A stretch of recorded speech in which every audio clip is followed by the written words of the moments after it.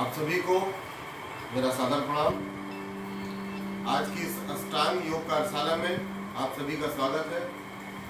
आज हम लोग प्राणायाम पर चर्चा करेंगे। प्राणायाम हमारे लिए कितना महत्वपूर्ण है,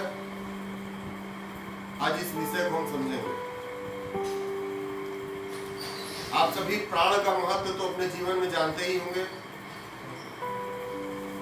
प्राण का हमारे जीवन में क्या महत्व है? प्राण कहते किसको है? और प्राण के कितने प्रकार हैं?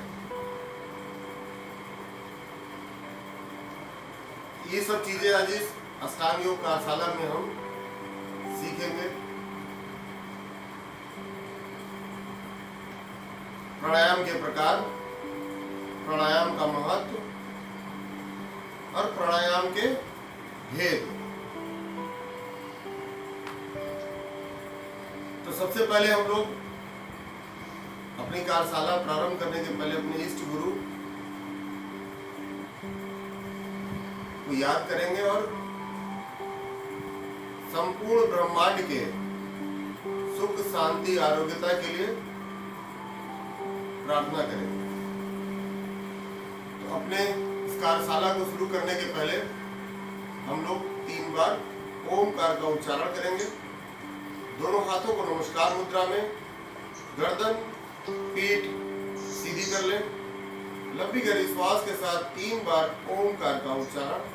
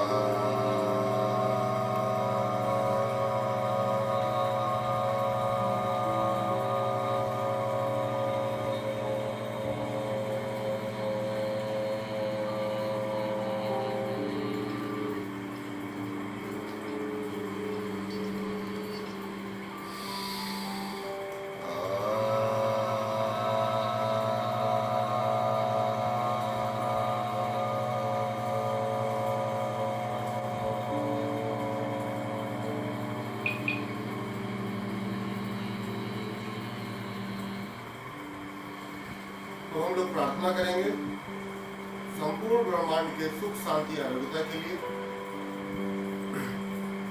ओम सर्वे भवन्तु सुखिनः। ओम सर्वे भवन्तु सुखिनः। सर्वे सन्तु निरामया। सर्वे सन्तु निरामया। सर्वे भद्राणि पश्यन्तु। मा कश्चित् दुःख भाग् भवेत्। मा कश्चित् दुःख भाग् भवेत्। ओम शांतिः। ओम शान्ति शांतिः। शान्तिः शांतिः।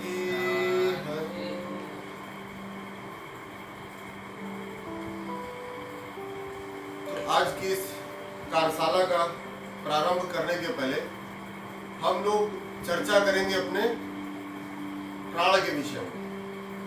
प्राण है क्या? आप सभी जानते होंगे प्राण का महत्व हमारे जीवन में क्या है। यदि आपको 3 दिन तक भोजन ना मिले तो कोई फर्क नहीं पड़ेगा, आप आराम से स्वस्थ रहेंगे और जीवित भी रहेंगे। यदि 3 दिन तक जल ना मिले थोड़ा प्रभाव पड़ेगा शरीर पे,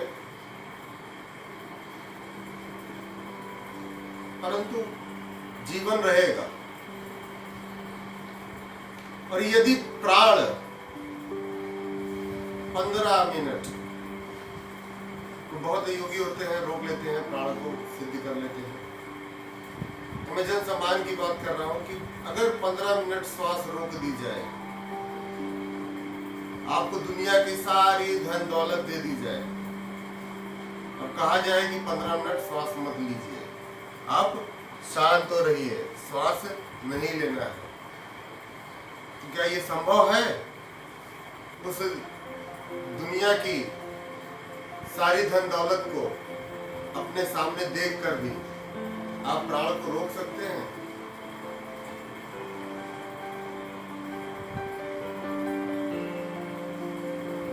है संभव? प्राण का जीवन में क्या महत्व है, इन्हीं शब्दों से समझ में आ जाता है। परंतु इतनी कीमती प्राण वायु,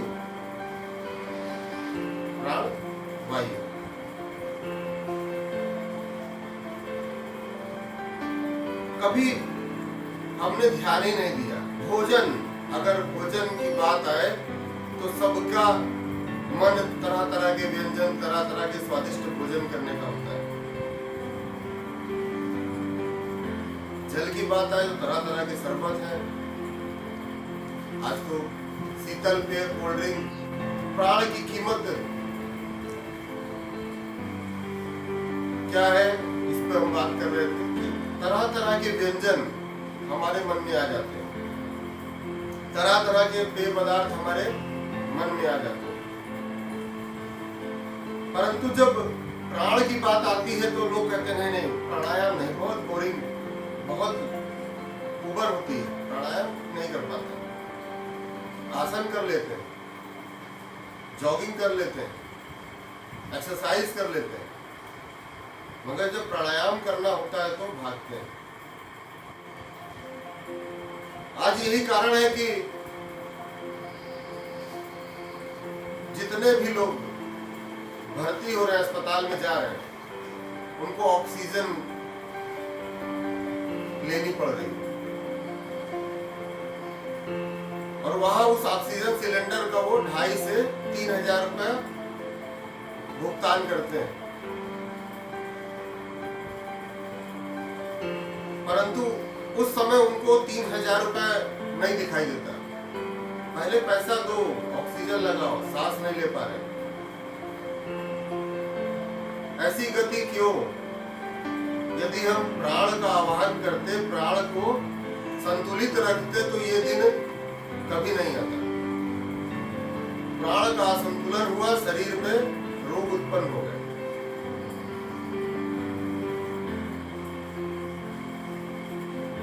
अथर्ववेद में कहा गया है, अथर्ववेद में, अपने वेदों में कहा गया है, प्राणाया नमो यस्य सर्वमिदं गुम वशे।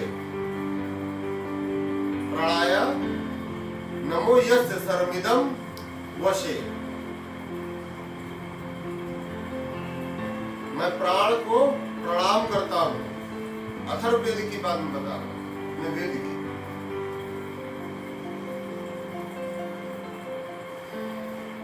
मैं प्राण को प्रणाम करता हूं कि संपूर्ण ब्रह्मांड उसके वश में है। कुछ भी ऐसा नहीं है जो उसके वश में ना हो। प्राणाया नमो यस्य सर्वमिदं वशे। तो जब संपूर्ण ब्रह्मांड प्राण के वश में है, जब हम प्राण के वश में हैं तो भी प्राण से भागते हैं, प्राणायाम नहीं करना चाहिए। ऐसा क्यों? कभी सोचा आपने?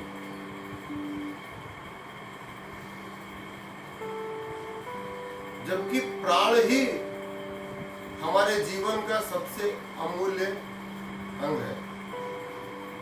अमूल्य अंग था, है और रहेगा। बिना प्राण के कोई जीवित नहीं रह सकता। तो आज की इस कार्यशाला को प्रारंभ करने के पहले एक प्रार्थना है। प्रश्नोपनिषद में उसका वर्णन है। हम लोग वो प्रार्थना करेंगे और प्राणायाम का अभ्यास करेंगे, और काफी लंबी चर्चा है प्राणायाम की, हम लोग उस चर्चा को भी करेंगे। तो सबसे पहले दोनों हाथों को जोड़ लें नमस्कार मुद्रा में, और प्राण के आवाहन के लिए प्रार्थना करेंगे। दोनों आंखें बंद। प्राणस्यमिदं सर्वे त्रिविदिवे यत् प्रतिष्ठं स्रवन्ति पुत्रान् रक्षस्वः श्रियांश्च प्रज्ञा च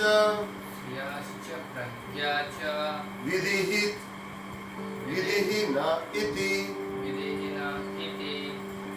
जो पृथ्वी, पाताल, अंतरिक्ष, इन तीनों को धारण करते हैं वो प्राणायाम, ऐसा प्राणायाम जो सबको चला रहा है, वह प्राणायाम एक माता की तरह, जैसे माता अपने पुत्र की रक्षा करती है, वैसे ही हमारी रक्षा करे। आज प्राणायाम का हम लोग अभ्यास करेंगे, फिर हम लोग प्राणायाम के विषय में और भी चर्चा करेंगे। तो प्राणायाम के अभ्यास के लिए सबसे पहले हम लोग अपनी श्वास प्रश्वास को समझें कि जब हम श्वास लेते हैं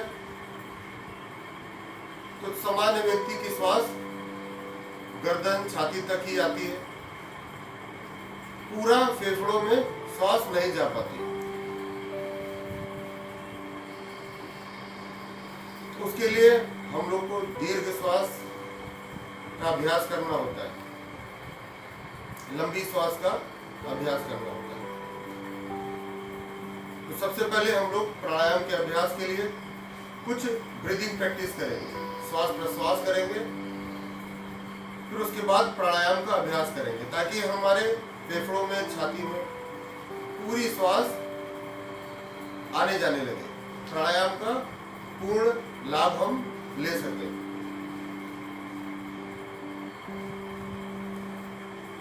तो पूरी श्वास, पूरे प्राण का लाभ लेने के लिए थोड़ा सा हम सभी श्वास प्रश्वास करेंगे, ब्रीदिंग प्रैक्टिस करेंगे। अपने दोनों हाथों को प्राण मुद्रा में, ज्ञान मुद्रा में इस तरह से बना लीजिए और दोनों घुटनों पर हल्के से रख लीजिए, बिना किसी दबाव के।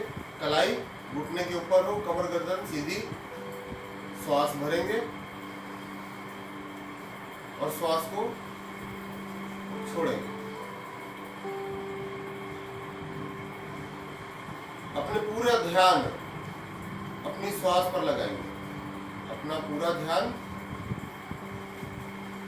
अपनी श्वास पर लगाएंगे, और जितनी लंबी यथाशक्ति श्वास भर सकते हैं उतनी लंबी श्वास भरेंगे, और फिर धीरे धीरे श्वास को छोड़ेंगे।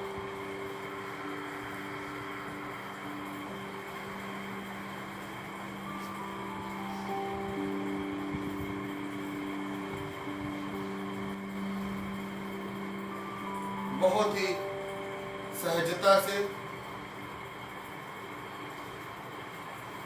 बहुत ही शांत भाव से, प्रेम से श्वास प्रश्वास करना चाहिए। शांत हो जाइए। अब कुछ प्राणायाम, आपको विशेष प्राणायाम बताए जाएंगे जो आपके जीवन में काफी उपयोगी है और रोगों के नाश के लिए। जैसे आपको बताया था कि आसनम रुजिरम हंति,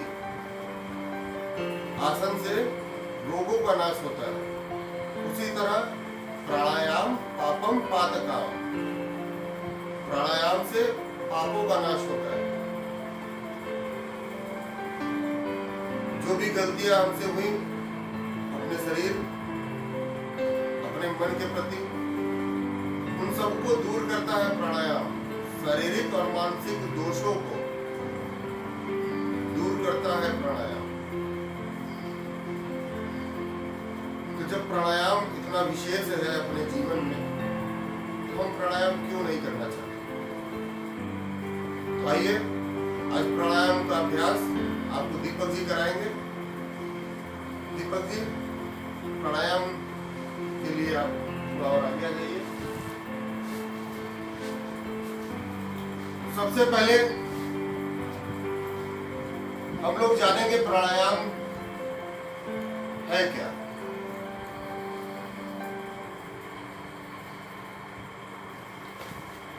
योग सूत्र में पतंजलि जी ने कहा कि प्राणायाम जब तक हमारी श्वास और प्रश्वास के बीच में गति विच्छेद ना हो जाए, जो श्वास हम ले रहे हैं और जो श्वास छोड़ रहे हैं उसके बीच में कुछ ठहराव होना चाहिए।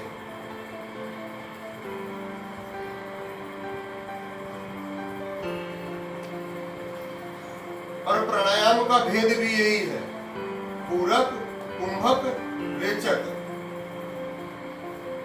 श्वास भरना पूरक कहलाता है, श्वास रोकना कुंभक कहलाता है, और श्वास छोड़ना रेचक कहलाता है। तो इन प्राणायाम के भेद का पालन करेंगे तो प्राणायाम सध जाएगा। लेकिन अभी हम लोग कुछ शास्त्रगत प्राणायाम का अभ्यास करेंगे। देखिए, एक और विडंबना है, उसको भी आपको बता दें कि कपालभाति को बहुत से लोग प्राणायाम समझते हैं, जबकि कपालभाति प्राणायाम नहीं है, वो षटकर्म में आता है। लेकिन आज हम उसका अभ्यास भी कराएंगे, क्योंकि षटकर्म का अभ्यास जिस दिन हम करेंगे उस दिन हम लोग प्रैक्टिकल ज्यादा करेंगे। तो सबसे पहले हम लोग प्राणायाम प्रारंभ करते हैं।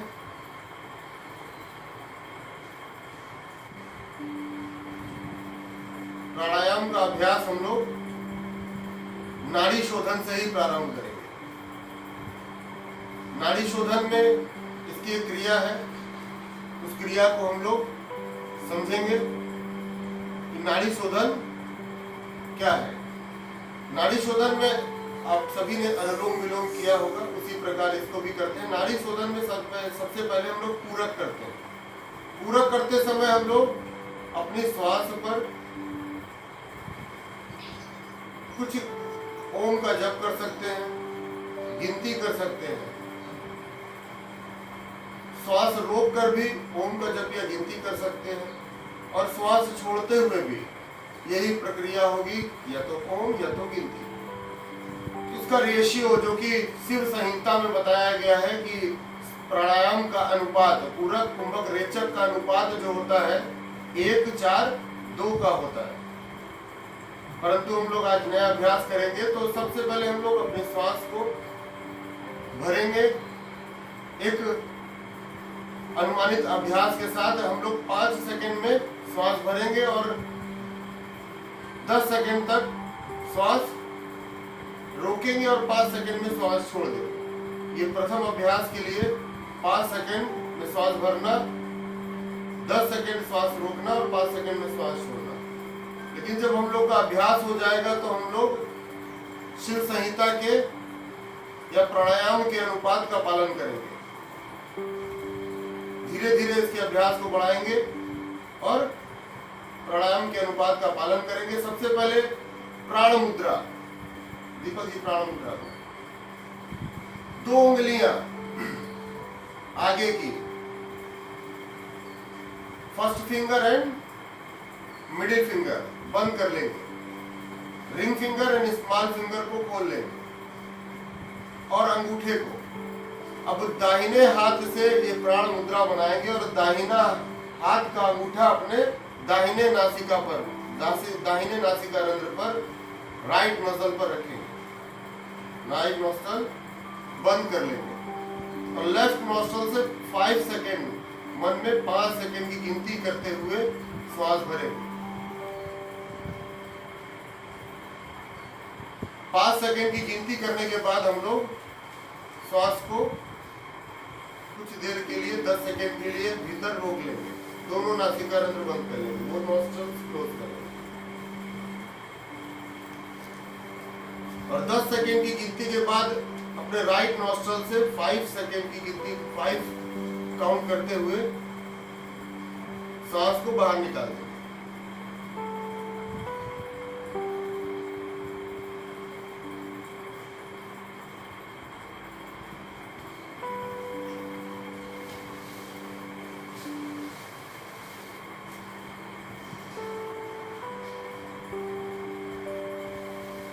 अब राइट नॉस्ट्रल से ही पुनः 5 सेकेंड में श्वास भरेंगे या 5 काउंट करते हुए श्वास भरेंगे और पुनः 10 सेकेंड के लिए अपने श्वास को भीतर रोक लेंगे, दोनों नासिका रंध्र बंद कर लेंगे और फिर पुनः बाएं नासिका से श्वास को 5 सेकेंड में धीरे धीरे छोड़ देंगे। फिर पुनः बाएं से ही श्वास भरेंगे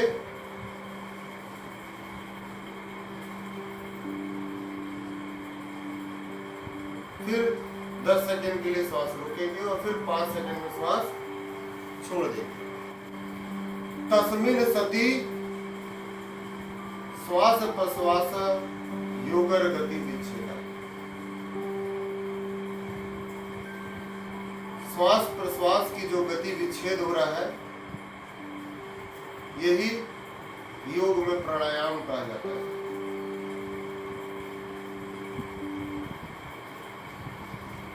ये नाड़ी शोधन प्राणायाम हमारे शरीर के सभी रोगों को दूर करता है।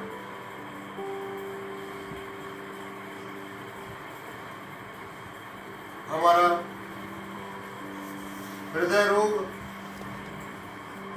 दूर होगा, हमारा डाइजेस्टिव सिस्टम अच्छा होगा, हमारे लंग्स की कैपेसिटी बढ़ जाएगी, हमारा मेंटल लेवल जो हमारी मानसिक स्थिति है वो शांत हो जाएगी। तो इस समय तनाव का माहौल चल रहा है, स्ट्रेसफुल लाइफ हो गई है।